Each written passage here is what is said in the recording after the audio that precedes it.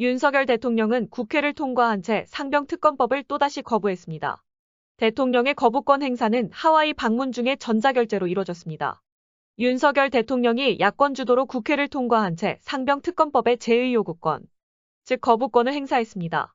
취임 이후 15번째, 22대 국회 들어선 첫 거부권 행사라고 하네요. 대통령실은 별도의 브리핑을 하지 않았습니다. 그러면서 짧은 문자 공지를 통해 이런 이유를 들었습니다. 경찰 수사 결과 발표로 실체적 진실이 밝혀졌다. 야당이 밀어붙인 특검법은 철회돼야 한다. 고 주장했습니다. 특검법이 대통령실의 외압 의혹 등을 파헤치기 위한 것인데도 임성근 전 사단장이 혐의가 없다고 한 경찰 발표를 근거로 특검이 필요 없다는 주장을 하고 있는 겁니다. 대통령실은 또 해병의 안타까운 순직을 정치적 의도를 가지고 악용하는 일도 더 이상 없어야 한다고 주장했습니다. 6개 야당은 국회에서 규탄 대회를 열고 즉각 반발했습니다.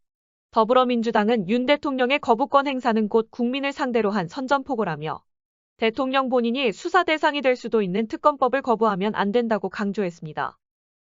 본인과 배우자의 범죄 연루 의혹 은폐하기 위해 사적으로 남용한다면 그 자체로 중대한 헌법과 법률 위반입니다. 조국혁신당은 윤 대통령을 향한 특검법까지 발의하겠다고 나섰습니다. 여당은 대통령의 거부권 행사가 진상규명이라는 간절함에 따른 결정이라며 철통 엄호에 나섰습니다. 국회로 되돌아온 채 상병특검법의 재의결은 국민의힘 전당대회가 끝나는 23일 이후가 될 거라는 전망이 나옵니다. 윤석열 대통령이 거부권을 행사한 건 하와이에 도착한 지 5시간 반 만이었습니다. 대통령실 관계자가 출국 전 오랜 시간이 걸리지 않을 거라고 했는데 사실상 순방길에 오르자마자 전자결제에 서명한 겁니다. 윤석열 대통령과 김건희 여사는 순방 첫 일정으로 6.25 전쟁 참전용사들이 안장된 태평양 국립묘지를 찾았습니다. 그 이후 하와이 교민들과의 간담회가 예정되어 있었는데 간담회가 끝나고 거부권을 행사할 것이라는 예상과는 달리 시작 전에 전격적으로 상병특검법의 재의요구권을 제거했습니다. 왜 이렇게 빨리 또 거부권을 행사했는지 설명은 없었고 동포 간담회에서는 마이크를 잡았지만 관련된 언급조차 하지 않았습니다.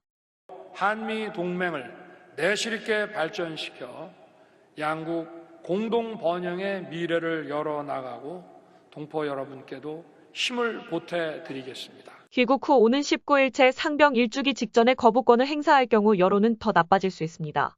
해외 순방 중에 거부권을 털어버리는 게 정치적인 부담이 적다고 판단한 것으로 보입니다.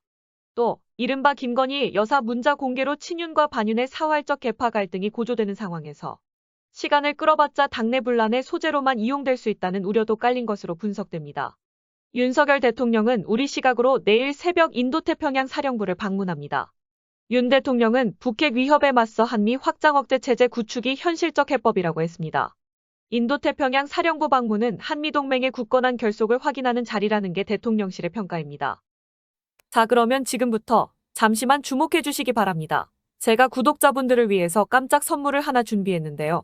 제가 항상 여러분들께 뭐라고 말씀을 드렸나요? 뉴스만 평소에 잘 챙겨보셔도 돈이 된다, 돈을 벌 수 있다라고 말씀을 드렸는데요. 자, 여러분들 여기 보이시는 이스라엘과 하마스 전쟁 같은 뉴스를 보게 되면 여러분들은 어떤 생각이 드시나요? 그냥 뉴스만 보고 끝내는지 아니면 이 뉴스를 어떻게 이용할 수 있는지 이 부분을 고민하고 계시는지 되물어보고 싶습니다. 자, 그 이유가 뭐냐면 제가 지난 11월 초에 여러분들께 뭐라고 말씀을 드렸죠. 지금은 반도체 산업에 관심을 가져야 한다. 뉴스만 보고 그냥 넘기지 마시고 투자 쪽으로 생각을 한번 해보셔야 한다라고 말씀을 드렸습니다. 그리고 나서 이런 썸네일들 뉴스를 통해서 많이 보셨을 텐데요. 이런 반도체 산업이 이슈가 됐을 때 부자들은 어떻게 생각한다고 했나요? 반도체 관련주는 뭐가 있는지, 어떤 종목이 가장 좋은지, 어디에 투자해야 돈이 몰리는지 자연스럽게 생각한다고 제가 말씀을 드렸죠. 그 이유가 뭐냐면 부자들이 봤을 때는 이슈가 곧 돈으로 이어지고 그 이슈가 나에게 돈을 벌어준다는 경험적 확신이 있기 때문에 부자들은 항상 이런 사회적 이슈를 관심 있게 챙겨본다. 이렇게 제가 말씀을 드렸는데요. 제가 지난번에 시청자분들과 함께하는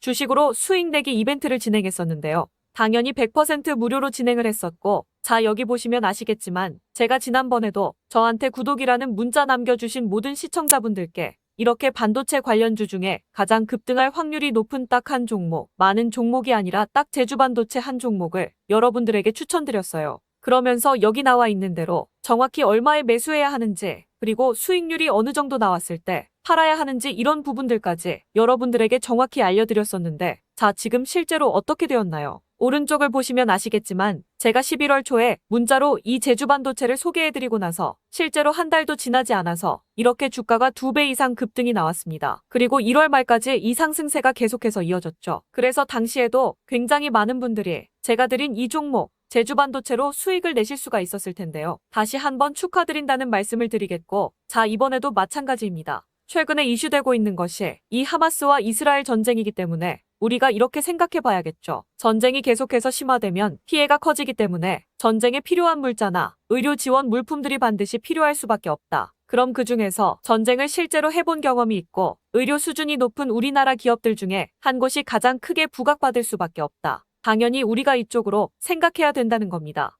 자, 그렇기 때문에 제가 이번에도 뭘 보내드린다. 물자 지원 혹은 물자라고 문자 보내주시면 제가 물자 지원 관련주 중에 앞으로 대장주 역할을 하면서 주가가 가장 크게 급등할 한 종목을 구독자분들에게 문자로 종목명과 사고 파는 시점을 모두 알려드릴 거예요. 그래서 여러분들이 주식으로 돈 버는 연습을 한번 해보시라 이렇게 말씀을 드리고, 혹시라도 나는 주식을 하지 않는다 하시는 분들은 주변에 주식하시는 분들에게 추천을 해주셔도 되고, 아니면 연세가 있으셔서 투자가 어려우신 분들은 이 종목을 가지고 자녀분들에게 한번 사봐라, 이걸로 한번 수익을 내서 용돈 좀 챙겨줘라, 이렇게 조언을 해주실 수도 있는 거겠죠. 그래서 지금 이 영상을 보시는 시청자분들 중에 나도 이번 종목이 좀 궁금하다 하시는 분들은 누구나 상관없이, 그리고 어느 시간대나 상관없이 부담 없이 이렇게 상단에 제 번호를 항상 남겨놓고 있습니다. 제 번호 010-6819-3137 번호로 물자 지원 혹은 물자라고 문자 보내주시면 제가 이번에도 똑같이 무료 추천 급등주 문자를 보내드리겠습니다. 이해되시죠? 그래서 제 번호 010-6819-3137 번호로 물자 지원 혹은 물자라고 문자 보내주시면 여러분들이 직접 이슈를 통해서 돈 버는 연습을 해보실 수가 있는 거고, 제가 돈을 받는 것도 아니고 투자를 대신해 드리는 것도 아니니까 부담 없이 신청해 주시면 되는 겁니다. 그리고 수익이 나면 저는 다른 것은 바라지 않습니다. 제 채널에 구독, 좋아요 한 번씩만 눌러주시기만 하시면 됩니다.